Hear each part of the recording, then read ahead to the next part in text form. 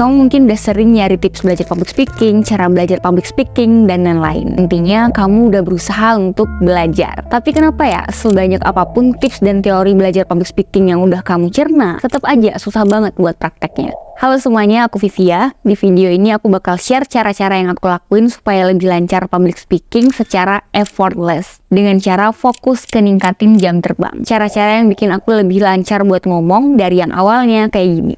Ada juga obat yang berdiri narkotika. Ada yang tahu nggak? Misalnya apa? Alkohol, Yang sering kita dengar. rokok. Yang sering kita dengar. Bukan itu.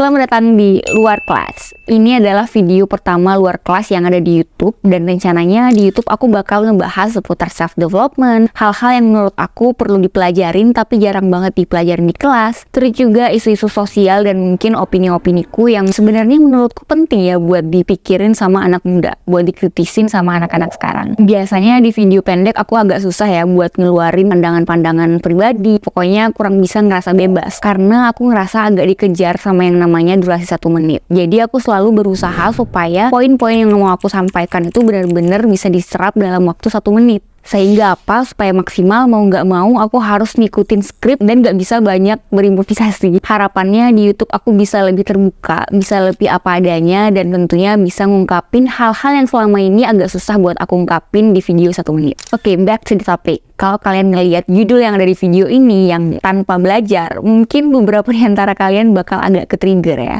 Emang bisa tanpa belajar? Mana bisa tanpa belajar? Ya bener kok, pasti perlu belajar. Dan yang mau kita bahas kali ini sebenarnya tetap aja sebuah proses pembelajaran. Bedanya di video ini aku pengen teman-teman ngebuat mindset dulu nih. Kalau sebenarnya public speaking itu kita harus mulai dari jam terbang dulu. Menurutku ningkatin jam terbang itu adalah langkah awal dan yang paling utama sebelum kita bener-bener nyari trik praktis buat meningkatin skill public speaking. Kayak tips opening public speaking atau cara menutupnya dan lain-lain. Jadi di video ini kita bakal fokus ke 3 cara ningkatin jam terbang public speaking supaya kita bisa belajar lebih effortless, lebih tanpa usaha, dan tahu-tahu udah lebih lancar aja ngomongnya. Yang pertama, yaitu cari lingkungan yang membuat kalian terdorong buat ngomong. Waktu aku SMP, aku aktif di organisasi sekolah yang namanya PMR, Palang Merah Remaja. Nah, PMR di sekolahku itu ngedorong anggotanya buat bisa ngomong di depan kelas. Jadi, sejak awal masuk pas aku kelas 1 SMP, aku udah sering ngeliat senior-senior yang kelas 3 SMP itu pada ngomong di depan. Mereka yang nyampaikan materi setiap minggu buat junior-juniornya. Entah itu materi tentang leadership, materi tentang kesehatan reproduksi, dan semacamnya. Nah, lambat laun gantian. Jadi lama-lama yang disuruh ngejelasin itu bukan seniornya lagi, tapi juniornya. Jadi kita tuh kayak ganti-gantian buat nyampaikan materi yang udah kita baca, terus kita maju deh ke depan kelas. Nah, video yang teman-teman lihat tadi di awal video ini, itu adalah video pas aku pertama kali maju ke depan kelas, dan itu adalah pas lagi PMR. Ya, itu adalah pengalamanku yang pas public speaking. Kelihatan banget kan betapa jeleknya, betapa AU-nya. Kuncinya untuk cara pertama ini ada 2. Yang pertama, kamu harus bisa nemuin organisasi atau komunitas yang emang kamu ngerasa nyaman, yang emang kamu ngerasa belong dan kamu bisa eksis di situ. Karena kebanyakan orang itu biasanya untuk memulai hal kayak gini, mereka butuh dorongan mental dari orang-orang sekitar. Yang jadi masalah adalah kalau kamu masuk ke sebuah komunitas yang kamu tuh sebenarnya maksain diri di situ, padahal kamu nggak ngerasa cocok sama orang-orangnya, atau mungkin kamu dipinggirkan sama orang-orang di situ. Jadi kamu ngerasa nggak bisa eksis, nggak bisa belong di tempat itu.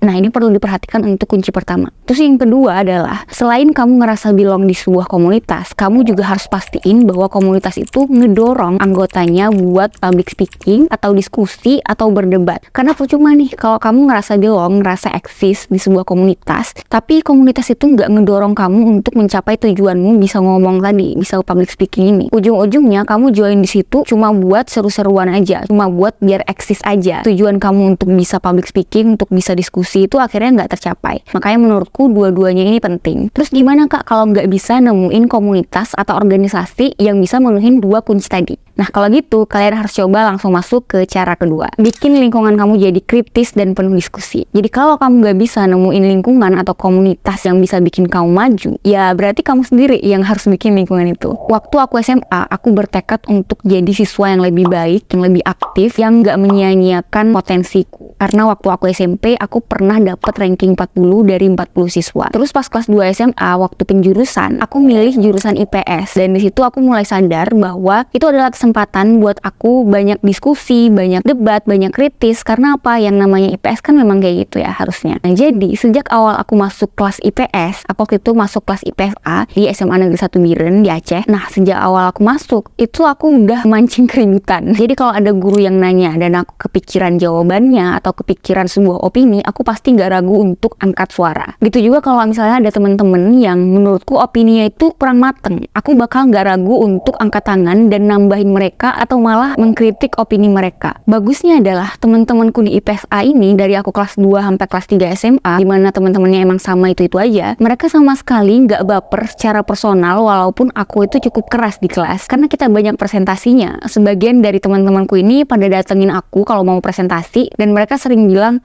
"Vi, please jangan tanya, Vi, please jangan tanya." Tapi ya sambil ketawa-ketawa sih. Tapi disitulah seru ya, karena mereka nggak ragu untuk ngebalas argumen-argumen yang aku kasih atau ngejawab, dan mereka tetap mau temenan sama aku tanpa ngomongin aku di belakang. Selain itu, mereka juga nggak ragu untuk ngelakuin itu ke teman-teman yang lainnya. Sehingga apa? Sehingga kelas IPSA itu serunya luar biasa, dan guru-guru kita tuh biasanya cuma ngeliatin doang sebagai pengamat kalau kita tuh lagi di kelas. Pernah pas pelajaran bahasa Indonesia yang sebenarnya presentasinya itu bukan tentang tanda baca ya. Cuman kalau ada temen yang presentasi, aku emang selalu pasang telinga lebar-lebar dan ngeliat presentasi mereka, lihat slide-nya. Dan di situ aku notice ada kesalahan tanda baca. Tapi yang jelas waktu sesi tanya jawab, aku ngoreksi mereka. Dan saat aku gantian yang maju ke depan, mereka nggak ragu untuk ngelakuin hal yang sama. Mereka berusaha mengoreksi tanda bacaku. Waktu itu kalau nggak salah mereka ngoreksi ada titik di setelah rupiah yang seharusnya nggak ada. Karena setelah rupiah itu harusnya langsung ada angka. Kalau menurutku emang teman-temanku ini punya pinterannya masing-masing ya.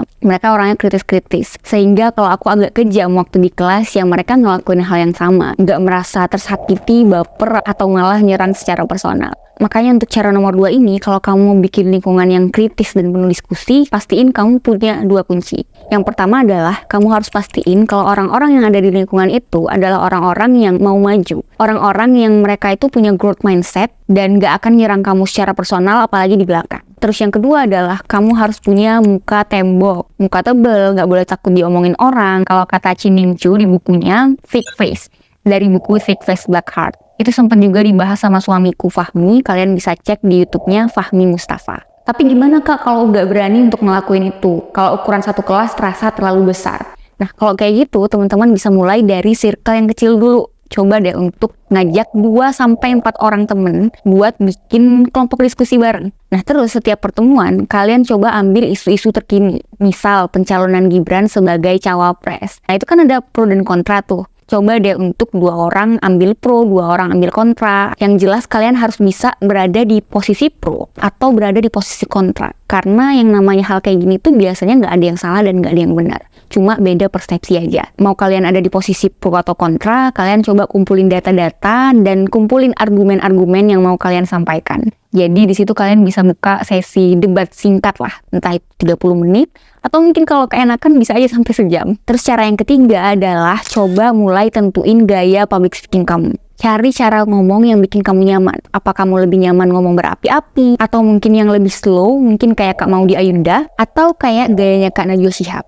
Kalau menurut aku sebenarnya kita nggak harus punya referensi ya, tapi kadang-kadang ini bakal ngebantu. Karena aku punya pengalaman waktu kuliah, jadi waktu itu aku ikutan lomba elevator pitch competition. Jadi itu lomba pidato ngomong bahasa Inggris dalam 1 menit. Dan waktu itu pas H-1 lombanya, aku diajak sama temenku untuk latihan di salah satu kelas yang waktu itu lagi kosong. Nah di situ aku posisinya belum punya bahan sama sekali. Rencananya aku ngerjain itu pas malamnya, sedangkan dia udah punya bahan dan dia udah mulai ngafalin skrip yang dia punya. Nah terus dia mulai latihan tuh dengan kertas yang udah ada skrip yang dia tulis. Di situ aku ngerasa kayak, wow, ini orang bisa ngomong dengan berapi-api seolah-olah dia itu kayak cewek yang lagi berorasi ngomongin pendapatnya gitu loh, dan membuktikan kalau ingatannya dia tuh kuat banget. Terus juga ekspresinya kayak udah diingat banget sama dia, gerakannya juga kayak badannya itu seolah-olah udah sefrekuensi sama apa yang ada dalam bayangan dia gitu. Nah di situ aku kagum dan ngerasa agak insecure waktu itu posisinya, karena aku sama sekali belum nyiapin apa-apa. Akhirnya yang aku lakukan saat itu adalah aku ngambil kertas dari dalam tasku, aku tulis bahan yang mau aku sampaikan, terus aku mulai mencoba untuk menghafalkan itu. Akhirnya pas besoknya di hari H, pas aku udah giliran, udah maju di depan ruangan, dan di depan itu udah ada dosen dewan juri, terus udah ada puluhan orang yang siap nontonin, banyak pesertanya juga. Nah, di situ aku udah siap untuk ngomong apa yang aku hafalin kemarinnya, dan saat itu juga aku nggak bisa ngomong apa-apa. Satu kata pun, bahkan kata pertama dari kertas yang aku hafalin kemarin, itu aku nggak bisa ingat sama sekali. Itu posisinya aku udah keringat dingin karena orang-orang udah nungguin, terus juga aku kelihatan kayak panik kayaknya karena dosen yang di depan aku tuh ngomong, "It's okay, take your time." Dan akhirnya karena beliau ngomong seperti itu, akhirnya aku memberanikan diri buat ngomong, "I'm really sorry, may I take my note with me?" Itu bener-bener fail banget. Dan ternyata beliau mengizinkan, lalu aku ambil kertas dari dalam tasku, aku maju bawa kertas itu, dan aku berusaha untuk nginget lagi nih hafalan aku kemarin dengan baca sekilas kertas itu. Dan ternyata aku sama sekali nggak bisa mengambil intisari dari kertas yang aku bawa. Alhasil apa? Alhasil aku pidato dengan membaca kertas yang ada skripnya. Udah kayak politikus-politikus yang kalau pidato baca kertas. Sejak itu aku jadi sadar kalau ternyata emang gak semua orang punya metode ngomong yang sama. Kita harus hati-hati untuk niruin gaya orang lain. Karena apa? Itu bisa aja ngasih kita ilusi bahwa orang lain itu lebih baik, sedangkan kita malah menutup diri dari potensi yang kita miliki. Padahal waktu aku SMA, aku menang lomba debat bahasa Inggris dan jadi best speaker. Itu aku ngomong 7 menit dalam bahasa Inggris, gak ada babi bu lalala, dan itu posisinya aku gak ngafalin, aku spontan, tapi sebelumnya aku udah nulis poin-poin yang mau aku sampaikan sebelum aku maju ke podium. Itu adalah salah satu cerita gagal yang aku ceritain di buku Confidence in You, dimana aku ngerasa insecure dan gak percaya diri hanya karena mindset yang salah terhadap diriku sendiri sama orang lain. Emang ini buku adalah buku tentang membangun kepercayaan diri, tapi di dalamnya banyak kisah-kisah gagal dimana aku ngerasa ngeraguin diriku sendiri. Karena menurutku yang namanya percaya diri itu emang bukan sesuatu yang lahir gitu aja, enggak. Tapi ada proses di balik itu. Makanya di buku ini aku berusaha untuk nunjukin proses itu. Karena aku yakin banget banyak teman-teman yang masih meragukan diri sendiri, ngerasa nggak percaya diri. Padahal sebenarnya teman-teman tuh punya potensi yang selama ini mungkin teman-teman nggak sadarin. Cuman buku ini nggak aku saranin kalau kalian pengen nyari buku tentang kepercayaan diri dan lebih suka poin-poin langsung ya, to the point. Karena buku ini nggak to the point teman-teman. Jadi di buku ini tuh banyak contoh kasusnya. Tapi kalau kamu suka yang ada contoh kasus, ya ini bukunya berarti buat kamu. Kalau enggak, ya tidak. Walaupun ini bukuku sendiri, tapi aku nggak akan bilang ini buku bisa buat semua orang. Kalau kalian mau baca bukunya, kalian bisa ke Gramedia. Bisa juga nyari judul bukunya di Shopee atau di Tokopedia. Oh, ada e-booknya juga sih sebenarnya. Nanti aku bisa taruh di description box. Nah, itu tadi 3 cara effortlessly learning, belajar tanpa usaha untuk ningkatin jam terbang public speaking. Aku sendiri nggak ngerasa punya bakat bawaan sebagai public speaker, dalam artian aku itu bukan tipe orang yang bisa gampang spontan, karena biasanya aku juga tetap harus punya poin-poin dulu nih buat ngomong. Kalau nggak punya poin-poin tuh biasanya aku bakalan pusing sendiri. Jadi sampai saat ini pun aku masih terus harus belajar. Tapi aku harap video ini bisa ngebantu teman-teman untuk seenggaknya punya bayangan, bisa ngelakuin apa aja biar bisa ningkatin jam terbang di kehidupan sehari-hari. Kira-kira buat video kedepannya kalian mau aku ngebahas apa lagi ya? Coba tulis di komen. Kalau kalian suka videonya jangan lupa klik like dan subscribe. Terus kalau kalian gak suka gak apa-apa, dislike aja. Semoga video-video kedepannya aku bisa bikin yang lebih bagus lagi. Makasih buat kalian yang udah nonton video ini sampai akhir. See you in the next video. Bye!